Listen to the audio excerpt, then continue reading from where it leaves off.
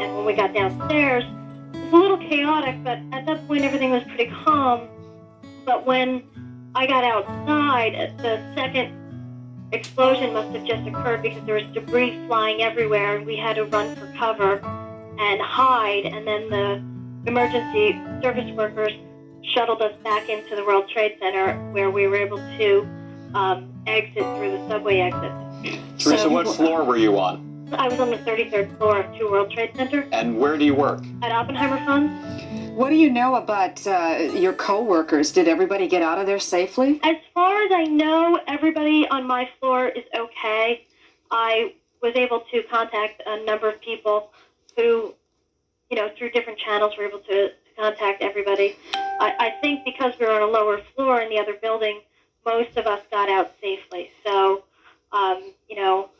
thank God, most of us are okay as far as I know, but I haven't heard from everybody. I don't know if people were caught in any of the debris as they exited the building or anything, because I was, there was a steel beam 30 feet from me falling to the ground, and there was, blocks of cement crashing to the ground and burning debris floating in the air. So it was quite something else. And when I got to Houston Street, we saw a crowd yelling, and we turned and we saw that 2 World Trade Center was no longer there.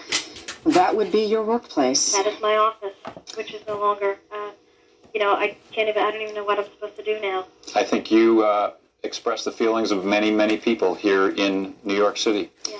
Teresa, thank you for sharing your experience with us. We appreciate it, and we're awfully glad that you got out of there safely. So am I. Thank you very much.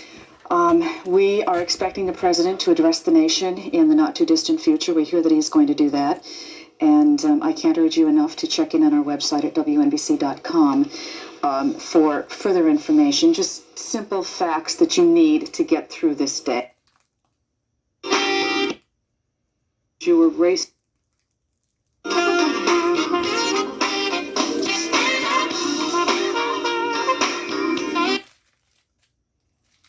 Not panicked, obviously, but the urgency, and I just have never seen anything like it. Diana mentioned the mask. Who did give you?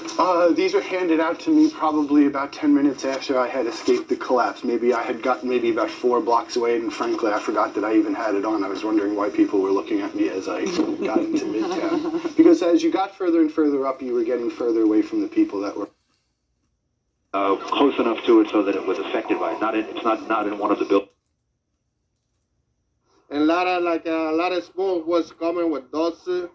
Was like I've never seen something like that before. Nobody has. No. What did everybody do around you? Well, everybody was running. People was falling on the floor, stepping in. I went inside in some building over here, the Air Force building. I went inside. I just get out just now. And when the other second building, some officer that told me was like a block and a half. Told me the second building was come out the same way, straight down. Straight down through. It did not tip There was over a lot there of too. people. What's it like around there? What are the people doing in that area right now? Emergency crews running all over the place, or have they pretty much cordoned it all off and no one can see I it? seen there's a lot of ambulance pass by, and I see one guy with I don't know how you with some guy in there, Well, now, when we look down here, we're not allowed to walk any farther, so you actually are giving us our best account of it. How do you see anything? I look down there, and it's just a gray, thick smoke, and no one, and everybody just seems to be walking like ghosts out of there. I told you something that's...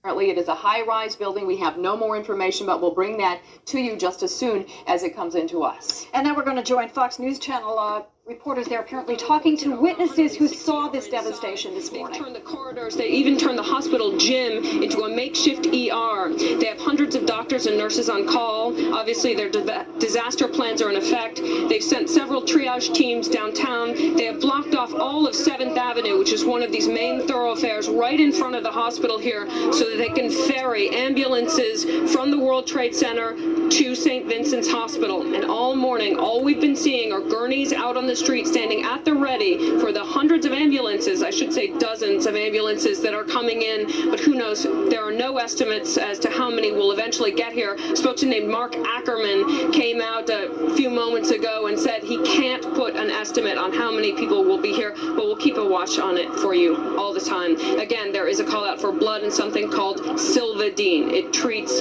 burns and infections. They have already raided the local pharmacies around the hospitals, and they're calling for more. Back to you. All right, Molly Falconer at St. Vincent's Hospital in Lower Manhattan, thank you.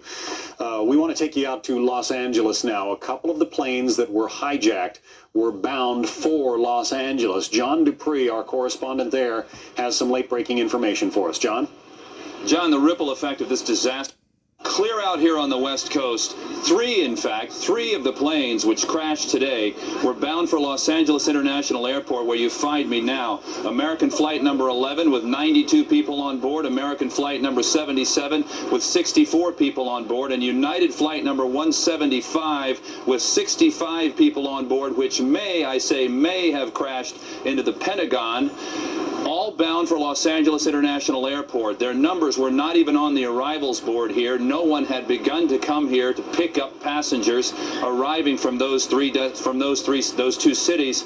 Now, and only now, one by one, family members and loved ones beginning to show up here at LAX, being escorted into the corporate offices at American Airlines here at Terminal 4, being escorted by United officials to a nearby hotel, being briefed on what has happened, being told that their loved ones, their family members, by all appearances most likely dead. The skies above Los Angeles International Airport, where 150 to 250,000 people each day take off and land, the busiest airport on the west coast of these United States, eerily empty.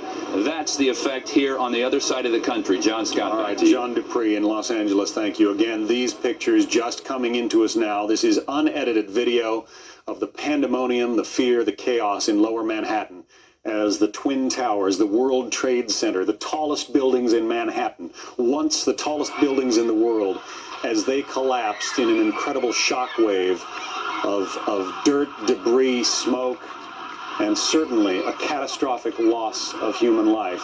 This was the reaction there in Manhattan. Nobody ever thought those towers could fall. Almost certainly the terrorists who tried to inflict this didn't think they could fall. They perhaps hoped it would happen, but nobody thought there would be this kind of catastrophic damage. William Daley and Howard Safer. William Daley, a former FBI agent who investigated the first World Trade Center bombing. Let's talk about the bigger picture once again. Sure, the terrorists wanted to inflict maximum damage, maximum loss of life, but their real goal is mental, isn't it? Aren't they trying to scare America? That's true, John. In fact, my role was one after the incident in helping put security back in place for these once prestigious locations. And the thought is, when we do security planning and try to predict where terrorists will attack, we always think of what are the spots that are indicative of the American way, whether it's the World Trade Center, whether it's some other landmark, or what they call a trophy building that they like to have exactly what we see here, be up in smoke, and for everyone to be panicked and concerned. So when we try to predict terrorist acts, we look at these, but we really, at the very far end of the spectrum, would think that would ever come down to something like this. We always looked upon something worst case, like vehicle bombs we saw in Oklahoma City, or we've seen over in Europe, individual bombings. But when we look at planes, flying bombs with people in them, which are of and by themselves would be catastrophic incidents if they occurred. On any given day, any one of these incidents would dominate the news for weeks. Exactly. We've had 4 planes crash today, 3 of them deliberately into buildings, 2 at the World Trade Center towers, 1 at the Pentagon, and 1 went down in an airport area near Pittsburgh. Britt Hume is keeping an eye on the situation in the nation's capital. Let's get the latest from him. Britt? Well, the first thing, John, is that fire at the Pentagon continues to burn out of control and going ever deeper into the building itself. One presumes that the building has been now evacuated of all but firefighting personnel, but that obviously a worrisome situation. There you see a live picture of the plume of smoke, black smoke still rising from the Pentagon. Evidently, the amount of fuel that was spilled or whatever was aboard that aircraft was sufficient to keep that blaze going apace. From Capitol Hill, we learned a couple of other things. Senator John Kyle, Republican of Arizona, said to our Brian Wilson just a short time ago that the leadership, members of the leadership are in various different, congressional leadership are in various different places, in touch with each other and with the administration. We have a plan. We have a plan, said Kyle, and it is in place. What that's all about remains to be seen. Brian also reports that at the Capitol Police Station, J.C. Watts, Tom DeLay, both were members of the Republican House leadership, had been seen there, as well as Democrats Dick Gephardt and... In terms of the election is that the election is still on. The polls are still open. The mayor and city clerk Jackie Curry are encouraging voters to get out to the polls. We will talk a little bit more in detail. We spoke with Jackie Curry a little while ago. One thing that we should tell you is that the ballots that are normally someplace secure, and his political advisors who would clearly like to see him make a statement. You saw how quickly he did it this morning, as brief as it was. Howard Safir, again, this is something that New York City has planned for a long time. New York always thought it was an obvious terror target. You might say, in a way, we dodged a bullet back in '93 when the World Trade Center was bombed, 6 people dead, 1,000 hurt, but nothing on the scale of what we've seen today. Absolutely not. This is incomprehensible. The idea of one plane was incomprehensible. The idea of 4 is beyond the realm of conception. And, you know, this is obviously something that was well planned, had to be well coordinated, had to be something that was planned for months, maybe even years. And, you know, finding the people who did this after the rescue operation, and we save as many lives as possible, is really the key here. How is life going to change in America as a result of this, or is it too early to say? Well, I think one of the things you're going to see is a re-examination of both our intelligence procedures and our security procedures. Certainly our airport security procedures are going to have to be put under a microscope and look for the vulnerability points, because four airplanes hijacked in one day says the system doesn't work. Perhaps, Bill Daley, I'm just exploring some options here, but might we see almost armored cockpits from now on? I mean, those cabin doors, as anybody who's ever flown, are lockable but fairly flimsy. Excuse me, Bill, we want to go up to Shepard Smith, who's actually keeping an eye on things from the sky above Midtown. Shep? I'm actually down in the newsroom now, John, and want to bring you an update on the facts as we've been getting them in the last few minutes. The FBI headquarters will be making an official announcement shortly. Fox News Channel will carry that for you as well. As Britt Hume mentioned, we are waiting at Barksdale Air Force Base, where President Bush is scheduled to address the nation in just a few minutes. It's our understanding that there are technical reasons that he's not on yet, but that should be happening shortly. I can also tell you that now the United States border with Canada has been shut down at all crossings. There is a report from Afghanistan now, from Kabul, Afghanistan, Osama bin Laden's people, and actually the Taliban now responding to this. Afghanistan's hardline Taliban rulers have condemned this devastating terrorist attack in New York and the one in Washington, and rejected suggestions that Osama bin Laden could be behind them. The Taliban's ambassador to neighboring Pakistan has now said that bin Laden, the Saudi dissident who has been given asylum in the country, does not have the facilities needed to carry out such an attack. Quoting now from the Taliban, "It is premature to level allegations against a person who is not in a position to carry out such attacks. It was a well-organized plan on connection with the 1998 bombings of the U.S. embassies in East Africa that killed 224 people." Now, there are reports that the victim count at the Pentagon is now at 34. Those are unconfirmed reports at this moment, but certainly with a fire that happened so quickly and an explosion on that level, fears at the Pentagon are certainly running high. We're also getting word from NASA now that astronauts aboard the International Space Station can actually see the smoke rising from Washington and New York, that this plume of smoke that was once the World Trade Center in New York City can be seen from 224 miles in the sky. And on the International Space Station, they are watching in what is certainly a day which will live in infamy, September the 11th, 2001, and the worst terrorist attack in the history of the world. The updates are coming in fast and furious now from individual states across the nation. Suffice it to say that governments across this country are now shutting down all major tall buildings. That's the way it seems, as we've just gotten reports from New Jersey across the river where they watch these buildings fall. The governor of Pennsylvania now asking to use a Fox News satellite truck to address the people of his state. Overwhelming calls now from governors and congressmen and senators for calm across the nation. The president soon to address the nation about how the United States will respond. David Schuster has been reporting throughout the day that the military is now on an alert, which is parallel with alert that would be in place should we be at war.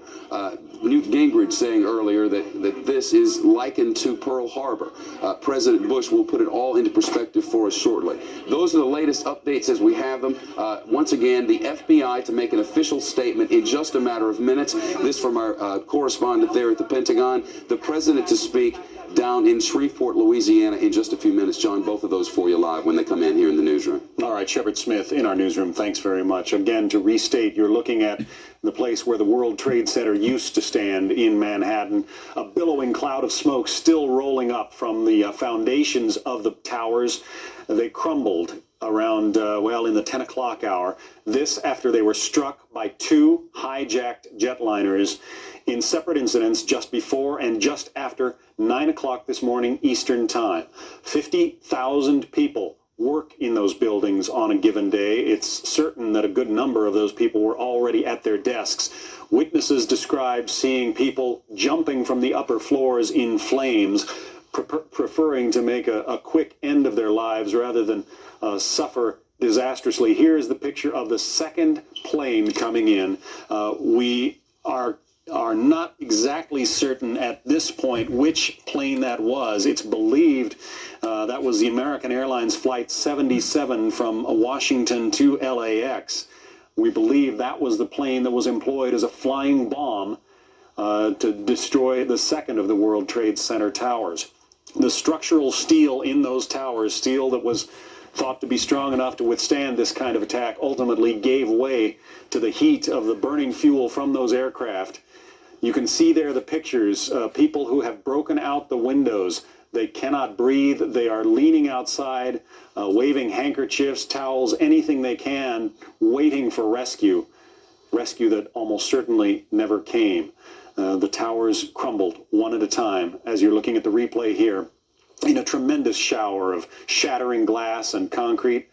Almost certainly there will be casualties in neighboring buildings because the World Trade Center towered so tall above the buildings around it. As it fell, there'd be steel beams, girders, chunks of concrete, enormous piles of material cascading down from 1,000 feet in the sky, a quarter mile up. All of this material falling down to the ground, and anybody who was underneath it would have a difficult time surviving indeed. Also, we take you to Washington, where the Pentagon remains on fire, a fire burning out of control after a hijacked jetliner there slammed into the outer wall, the outer ring of the Pentagon. Now, this one could have been worse. We have early indications of perhaps 36 people dead, but it appears that the impact of that plane actually came on the ground outside the Pentagon. So the fire is still burning there, the Pentagon in flames. Clearly, this was an attempt to strike at America's financial structure, the symbol of America in many respects, the World Trade Center, the tallest, the most visible buildings in New York City, right alongside New York Harbor, and also a strike at the Pentagon, the center of America's military. Shepard Smith has a late update now from the newsroom. Shep? John, we have just gotten this in from the World Trade Center explosions in New York City. The death toll is now estimated at 10,000. This out of New York, and this, according to the Pentagon, that there were undoubtedly deaths at the Pentagon as well. Representative Jim Moran, coming out of the Capitol Police headquarters, has just told Fox News on camera, again, he is a Democrat from Virginia, that the official estimate now is 10,000 have been killed in Lower Manhattan as the World Trade Centers collapse to the ground. We're expecting to hear from the president shortly, John. All right, Shepard Smith, thank you. And that death toll, suffice it to say, could certainly go up. There were thousands of people, perhaps, among them some of New York's finest and bravest police and fire officials, trying to effect the rescue of those people who were caught in the top of those buildings. At the time, we thought, and here you look at the replay of the plane slamming, this is the second plane now, slamming into the second tower, and the catastrophic explosion there that certainly killed everyone on board the plane, as well as probably hundreds in the World Trade Center towers. So there were firefighters and police officers on the ground trying to effect the rescue of those people above, and all of a sudden, both of the towers came cascading down around them. Clearly, a great number of the people whose lives have been lost today are the firefighters and the rescue crews who were trying to help save others. We are awaiting word from President Bush. He was in Florida at the time this all began. As you look at these unedited pictures of people scrambling away from the dust cloud resulting from the collapse of the World Trade Center. President Bush was on the ground in Florida. He was to address an elementary school on what was supposed to be an upbeat event promoting education in this country. President Bush is safe. Air Force One took him to Shreveport, Louisiana. We expect he will be addressing the nation momentarily. Once again, the U.S. military is on the highest state of alert. The kind of alert that would have emanated from the Pearl Harbor attack. And as former House Speaker Newt Gingrich said today on the air on Fox News, certainly this attack will bring with it more casualties than the American forces lost at Pearl Harbor. This is a 21st century Pearl Harbor. Experts have been saying for a long time that perhaps the military attacks of the future would be of this kind. And Bill Daley, former FBI agent, I guess this is the worst kind of scenario. This is what was predicted, but perhaps maybe never imagined. It was predicted, imagined, but the countermeasures to ever deal with something like this were something you couldn't come to grips with. How are you going to stop commercial airliners from coming down routes around New York that they normally travel?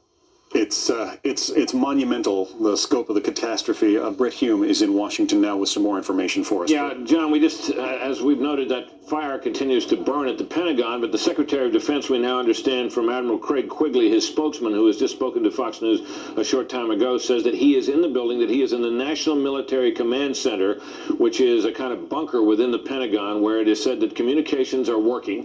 While the place is a little smoky, the Secretary never left the building. That threat condition Delta, which David Schuster earlier described to you as the most advanced threat condition there is, has been set for the Pentagon. Quigley seemed not to know when asked whether that was the military threat alert nationwide, but as for why it was imposed at the Pentagon, he said, quote, it was simply the prudent thing to do. I think most people would concur with that. The members of the congressional leadership, Brian Wilson reports from Capitol Hill, where he's been at the police station there, have been taken, it is said, to a secure location.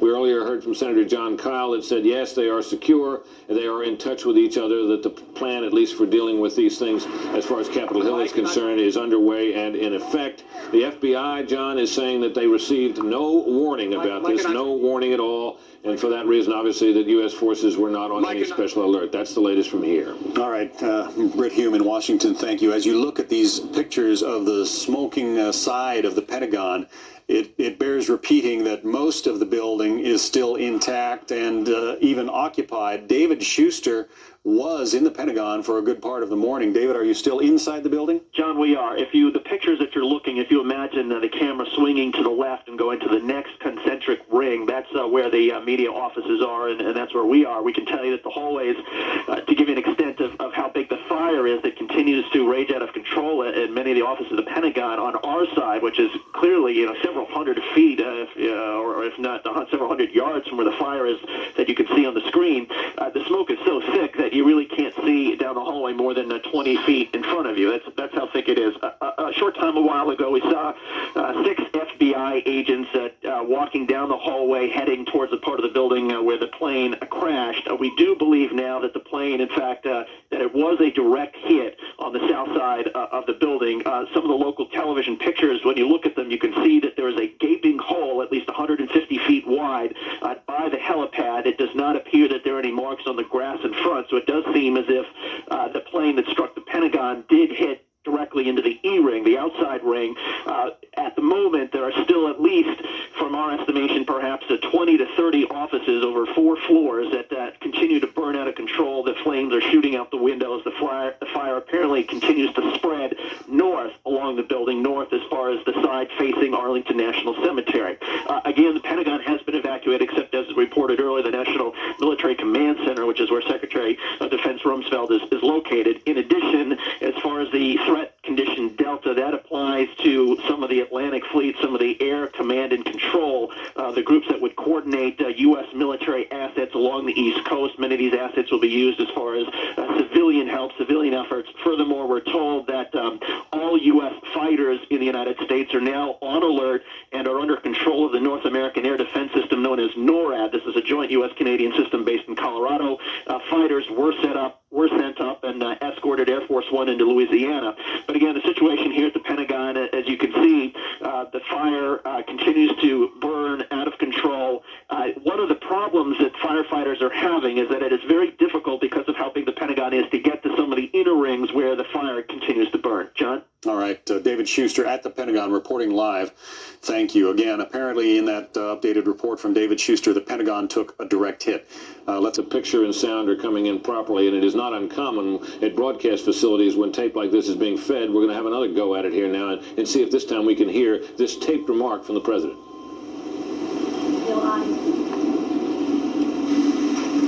Freedom itself was attacked this morning by a faceless coward.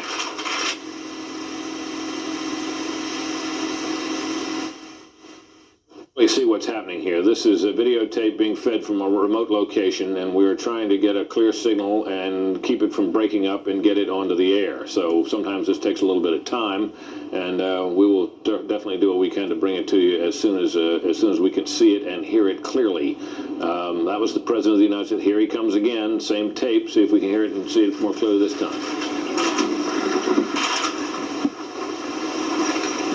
Freedom itself was attacked this morning by a faceless coward, and freedom will be defended. I want to reassure the American people that the full resources of the federal government are working to assist local authorities to save lives and to help the victims of these attacks. Make no mistake, the United States will hunt down and punish those responsible for these cowardly acts. I've been in regular contact with the Vice President, Secretary of Defense, the National Security Team, and my cabinet. We have taken all appropriate security precautions to protect the American people. Our military at home and around the world is on high alert status, and we have taken the necessary security precautions to continue the functions of your government. We have been in touch with the leaders of Congress and with world leaders to assure them that we will do whatever is necessary to protect America and Americans. I ask the American people to join me in saying a thanks for all the folks who have been fighting hard to rescue our fellow citizens. and to join me in saying a prayer for the victims and their families. The resolve of our great nation is being tested. But make no mistake, we will show the world that we will pass this test. God bless.